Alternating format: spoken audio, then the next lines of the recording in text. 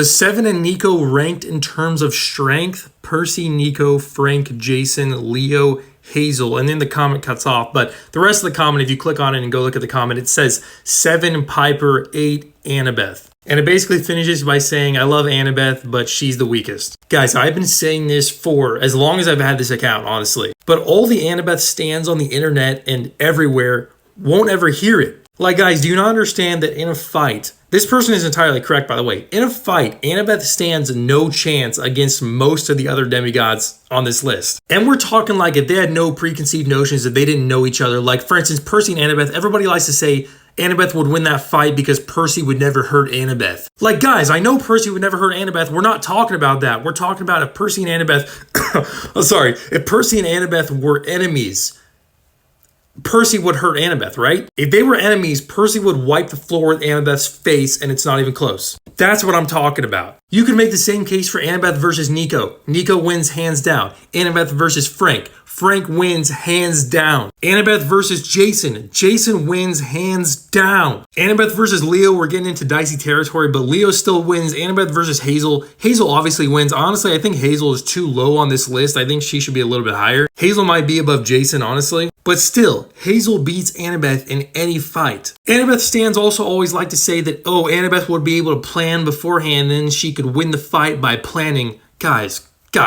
planning only goes so far. Planning only goes so far when your enemy can look at you and bend your blood. Planning only goes so far when your enemy can turn into a fire-breathing dragon. The only one that Annabeth realistically stands a chance against in a one-on-one fight is Piper, and even then, it's not great. Piper does have Charm Speak, which can work against Annabeth. I know that Piper's Charm Speak is like increased by the people being attracted to her, which Annabeth we would think is not attracted to Piper, but still, it still works on girls. It still works on people that aren't attracted to Piper. It just works a little bit less effective, I guess. So even then, Annabeth still probably doesn't win a fight against Piper because Piper can just Charm Speak her to go die. Guys, you just have to accept it right now. Annabeth is the weakest in terms of physical strength in a fight among these 7 or 8 demigods. Just accept it and your life will just become better.